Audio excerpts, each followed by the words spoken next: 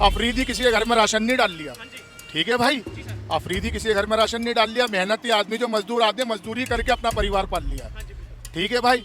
अब ये राजनीति का उन्होंने एक वो उठा लिया कि मैं जो इससे फेमस हो जाऊंगा, मेरे लोगों की निगाहों में आऊंगा, मेरे फ्रेंड फॉलो बढ़ेंगे, ये उसकी अपनी सोच है। पानी के जो रोका है ये गलत करा। अरे जी उसने लोगों की सांस रोक ली, हम पानी ना रोकें? ये सभी जानता है कि पानी रोकना कितना गलत बात है। अलगाववाद के खिलाफ तो बिल्कुल सही होना। तो बुला बुला के पिलाते हैं लोग बागों को। डायरेक्ट एकदम पाकिस्तान को बोल दिया सही है, मगर ऐसे भी एकदम बोल के पहले जांच का विषय हो, ऐसा नहीं कोई दूसरा फायदा उठा रहा हो इसके बीच में। डरने वाला कोई टीवी पे बैठ के तलवार और बंदूक नहीं दिखाता, डरने वाला बोलता ही नहीं, माफी मांगता या कुछ और करता। आप मगर कह रहे हैं पाकिस्तान मुकाबला करने के लिए तैयार है? खुलेआम बोल रहे एक दफा आ जाओ हमारे यहाँ, एक दफा आ जाओ, एक दफा आ जाओ, तो इससे क्या लगता है? गलती तो देश की है ना, घुसे कैसे वो? देश की गलती कहीं ना कहीं ये चूक है एक थोड़ी सी। कैसे चूक हो जाएगी? कहाँ गई थी वो फौज, कहाँ गई थी? वैसे घुस गए वो। कश्मीरियों ने पनाह दे रखी थी, तो क्या करें उन कश्मीरियों के साथ? तो वहाँ की फौज क्या कर रही थी? उन्हें नहीं दिख रहा कौन? बुलडोजर चलाया उन कश्मीरियों के घर पे। तो वहाँ तो एक मकान 50 किलोमीटर पे, एक मकान 20 किलोमीटर में, तो बुलडोजर कहाँ से चल जाएगा? पहाड़ों पर बुलडोजर का चला देंगे? पहाड़ों पे रौन दिया उसे। मैं तो कहता हूँ कि अगर लड़ाई लड़नी है, एक बार आर पार की लड़ाई लड़ लो, इस रोज रोज के मरने से एक बार मर जाए। फौज को इतना हथियार खरीद लिया, जनता का पैसा, इतना हथियार हमारे देश में आ रहा हुआ है, इतना ये रखा हुआ है, किस काम आएगा? वरना जब मनोबल टूट रहा है वो तलवार दिखा रहे खुलेआम और धमकी दे रहे कि आ जाओ आ जाओ आ जाओ। धमकी दे रहे हैं या गीदड़ भपकी दे रहे हैं? सबसे पहली बात है वो धमकी या गीदड़ भपकी है? गीदड़ भपकी नहीं होती जो टीवी पे खुलेआम पूरा नेशनल चैनल पे गीदड़ भपकी नहीं होती है, वो तो खुलेआम तलवार दिखा रहा, बंदूक दिखा रहा, देखा होगा। नूर जी पहली बार इंटरव्यू दे रहे हैं, लेकिन फिलहाल एक दुखद घटना है जहां पर मजलूमों को चुन चुन के जो है टारगेट किया जाता है, यानी पड़ोसी मुल्क पाकिस्तान जो कि एक आतंकवादी संगठन को पनाह देता है। तो इन सारी बातों का क्या एक जवाब है हम हिंदुस्तानियों के पास? जी हम तो हिंदुस्तान के रहने वाले पाकिस्तान का हाल बता ही नहीं सकते आपको कि वहाँ हो क्या रहा है। नहीं वहाँ छोड़िए, वो हमारे घर में आके जो है हमारे साथ ये बदसलूकियाँ कर रहा है, तो इसकी कितनी ज़्यादा निंदा है? बदसलूकिया जो करेगा उसके साथ मुकाबला करेंगे हम। भेज दिया जाए आपको भी बॉर्डर पे एक बार पाकिस्तान के खिलाफ? हाँ भेज दो, चले जाएंगे। कर देंगे निस्तानाबूद पाकिस्तान को फिर? ये तो हम क्या करेंगे, तो अल्लाह करेगा। नस्तो नाबूद तो किसी का भी, हमारे आपके बस का नहीं है, ये तो अल्लाह के हाथ में है बात। देखिए सर, ये जो अलगाववाद बार बार जो है और किसको जिल्लत दे तो अल्लाह के हाथ में है। लेकिन ये जो भाईचारे में जो फूट डालने वाली बात है, ये भी तो गलत है कहीं ना। ये गलत है, भाईचारे में जो फूट डालता है ये गलत है, ऐसा नहीं होना चाहिए। दोनों पार्टी को, ना पाकिस्तान को ऐसा करना चाहिए, ना हिंदुस्तान वालों को ऐसा करना चाहिए। आज पानी रोक दिया है पाकिस्तान का पूरी तरीके से, बूंद बूंद तरसाने के लिए मोदी जी खड़े हो गए हैं पूरे। जी ये तो खैर गलत करा है, पानी के जो रोका है ये गलत करा। अरे जी उसने लोगों की सांस रोक ली, हम पानी ना रोकें? ये सभी जानता है कि पानी रोकना कितना गलत बात है। अलगाववाद के खिलाफ तो बिल्कुल सही होना। तो बुला बुला के पिलाते हैं लोग बागों को। तो ऐसा होता है जैसे नूर जी हमारे जो हैं एक खुदा के बंदे हैं जो कि कर्म कर रहे हैं, जो कांड कर रहे हैं, उनके लिए मैं क्यों इतना मेहनत करूँगा? जी जी ये पाकिस्तान जो आतंकवादी गतिविधि कर रहा है, कितना दुख है आज हमारे देश के लोगों को, और क्या हश्र की मांग कर रहे हैं पाकिस्तान के खिलाफ? पाकिस्तान जिनने करा उसके साथ बुरा होना चाहिए, और जिनने करवाया उसके साथ बुरा होना चाहिए। गलती तो देश की है ना, घुसे कैसे वो? देश की गलती कहीं ना कहीं ये चूक है एक थोड़ी सी। कैसे चूक हो जाएगी? कहाँ गई थी वो फौज, कहाँ गई थी? वैसे घुस गए वो, देखा वाली नहीं थी क्या वहाँ पे? अरे जी फौज के ऊपर जो है हम सवाल खड़े करते हैं, जो कि दिन रात खड़ी रहती है। ऐसा कुछ नहीं है, अपने बंदा घुसेलता, बाहर वाला नहीं घुसेलता। कश्मीरियों ने पनाह दे रखी थी, तो क्या करें उन कश्मीरियों के साथ? तो वहाँ की फौज क्या कर रही थी? उन्हें नहीं दिख रहा कौन? बुलडोजर चलाया उन कश्मीरियों के घर पे, चलाया बुलडोजर। तो वहाँ तो एक मकान 50 किलोमीटर पे, एक मकान 20 किलोमीटर में, तो बुलडोजर कहाँ से चल जाएगा? वहाँ पहाड़ों पर बुलडोजर का चला देंगे? पहाड़ों पे रौन दिया उसे, और ऐसे ऐसे लोगों को चुन चुन के निकाला जा रहा है देश में से, पता है? गलती तो भाई देश की है, उन्होंने घुसे हैं वो अंदर। अनीश जी मैं तो कह रहा हूँ कि इस वक्त हमें देश के साथ होना चाहिए, खिलाफ नहीं। तो खिलाफ होंगे नहीं, जब कैसे मर गए वो, कैसे घुस गए इतनी पब्लिक के सामने? लेकिन फिलहाल जो है पहलगाम पर बात हो रही है सर, जो घटना हुई है दुखद निंदा जो है, क्या क्या कहना चाहेंगे, क्या हश्र होना चाहिए उन उग्रवादियों के साथ? बिल्कुल भाई, उन्हें जो है फौरन फांसी की सजा दी जाए। जो भी किया उन्होंने गलत करा है, इसमें हिंदू मुस्लिम का कोई वो नहीं है मैटर। जिसने गलती करी है वो गलती भुगतेगा। भाईजान क्या नाम है आपका? मेरा नाम मोहम्मद सलीम है। सलीम जी क्रिकेट कितना देखा है आपने?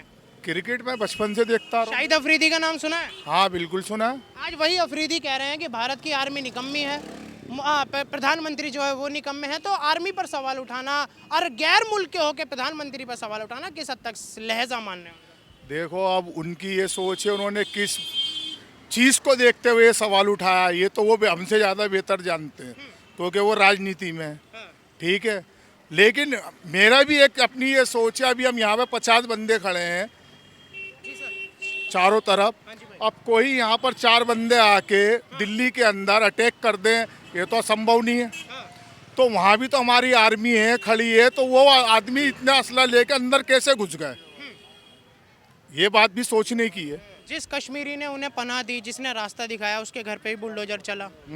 वो बिल्कुल चलना चाहिए, उसे भी साथ में मारना चाहिए, उसे भी फांसी की सजा देनी चाहिए उनके साथ। ऐसे गद्दारों को जो कि देश के ऐसे गद्दार हैं देश के, जी भाई, बिल्कुल देश के गद्दारों को सजाए मौत दी जाए। हाँ जी भाई। जो भी देश का गद्दार है, कोई भी हो, मैं हूँ या हमारे मंत्री जी हो, नेताजी हो, A to Z कोई भी हो, इसके अंदर कानूनी दायरे के अंदर जो कानून बना हुआ है, कानून के दायरे में सबको रहना है और कानून के दायरे में बात करनी चाहिए। और जो देश से गद्दारी करे उसे कानून ना देके लेकिन सजा दे। सजा बिल्कुल उसे पब्लिक दे दे, जी भाई, कानून ना दे, पब्लिक दे दे उसको सजा, उसको ले आके बीच चौराहे पे फांसी पे लटका दे। बिल्कुल सर। सर जिस तरीके से जैसे अफरीदी ने जो कहा वो राजनीति में अपना लगे हुए हैं, पलटवार में शिखर धवन भी जो है अपना जवाब देते हैं कि हमें अपने भारत से काफ़ी प्यार है, भारत माता की जय उन्होंने बोला, और आर्मी को भी उन्होंने जो सराहना करी है। तो इस बात पर उन्होंने शाहिद अफरीदी भी बोलते हैं कि चलिए कोई नहीं, चाय पी लीजिए, इस तरीके की जो है ड्रामेबाजी पर आ गए। तो ये सारी बातें जबकि शाहिद अफरीदी जिनकी फ़ैन फॉलोइंग इंडिया में भी लोग उन्हें फॉलो करते हैं, उनके क्रिकेट को देखते हैं, उनकी बॉलिंग को जो है देखते हैं, बैटिंग उनकी देखते हैं। भाई उनकी बैटिंग बॉलिंग से आम जनता को कोई फर्क नहीं पड़ने वाला। जो मजदूर आदमी है, मजदूर तबके का आदमी, वो मेहनत करके खाएगा। अफरीदी किसी के घर में राशन नहीं डाल लिया, ठीक है भाई, अफरीदी किसी के घर में राशन नहीं डाल लिया। मेहनती आदमी जो मजदूर आदमी, मजदूरी करके अपना परिवार पाल लिया है, ठीक है भाई।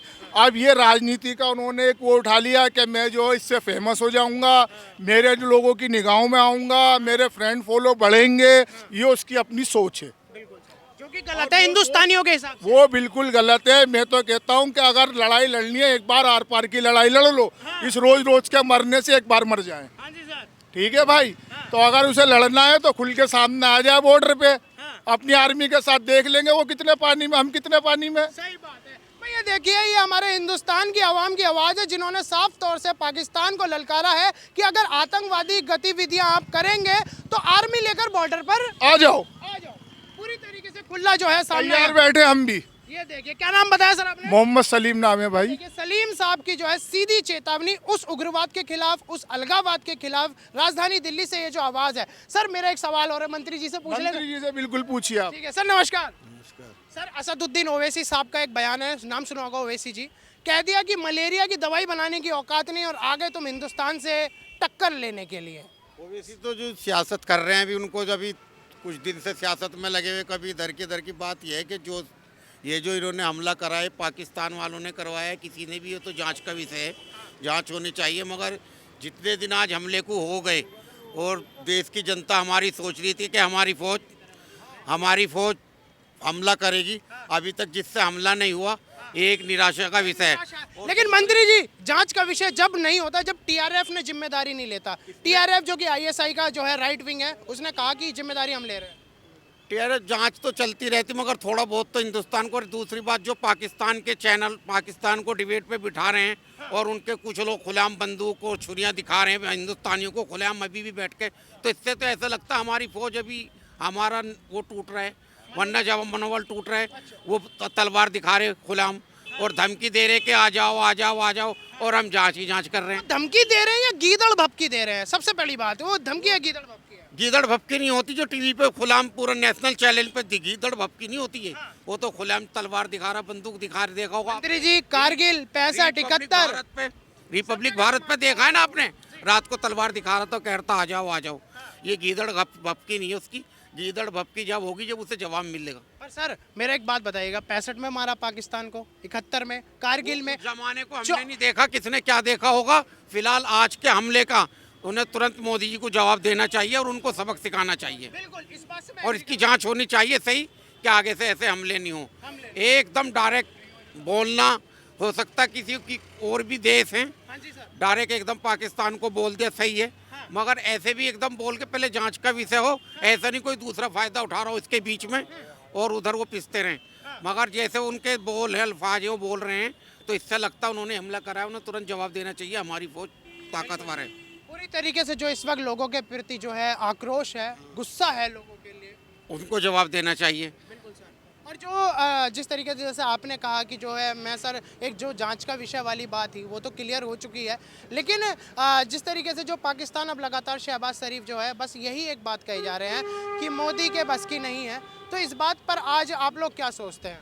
जैसे उन्होंने बोला हुआ है, उससे ये सोचते हैं कि मोदी जी अभी कुछ करने वाले नहीं है, जैसे बार बार बोल रहा वाला कि उसके औकात नहीं है इतनी बोलने की हिंदुस्तान के आगे, मगर वो बोल रहा है क्योंकि यहाँ से उसको अभी टाइम मिलता जा रहा है, मीटिंग पे मीटिंग हो रही है, मीटिंग भी होती है, जांच भी होती है, उसको जवाब भी देना चाहिए।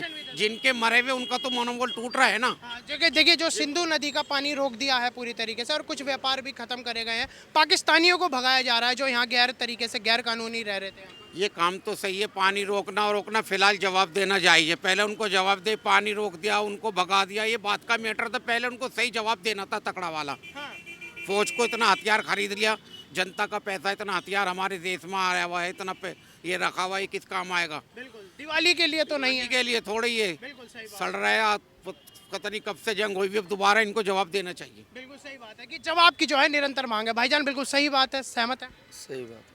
पूरी तरीके से जो आज लोग कह रहे हैं कि पाकिस्तान जो है हमें डरा रहा है, धमका रहा है, क्या डरने वाला है जिसकी चौगनी आर्मी हो? होता तो टीवी पे बैठता नहीं आके, डरने वाला कोई टीवी पे बैठ के तलवार और बंदूक नहीं दिखाता, डरने वाला बोलता ही नहीं, माफी मांगता या कुछ और करता। आप मगर कह रहे हैं पाकिस्तान मुकाबला करने के लिए तैयार है? खुलेआम बोल रहे एक दफा आ जाओ हमारे यहाँ, एक दफा आ जाओ, एक दफा आ जाओ, तो इससे क्या लगता है?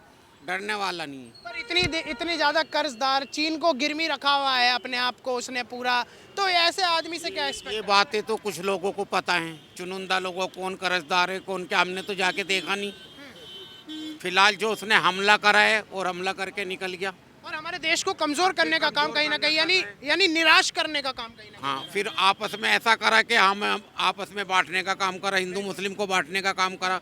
अगर कश्मीरी साथ नहीं देते वो घोड़े वाले और 2 कश्मीरी शहीद नहीं होते तो हिंदू मुस्लिम भी हो सकती थी देश के अंदर, जिस हिसाब से उन्होंने एक अंजाम दिया। कहीं। जो आदिल जो है जो शहीद हुए इस मामले में, बिल्कुल सही बात है, आदिल ने पूरी तरीके से वहाँ पर साथ निभाया, वो वहीं उस वक्त मौजूद थे, तो इसके लिए वो एक तरीके से स्टार हैं, वो पूजनीय है।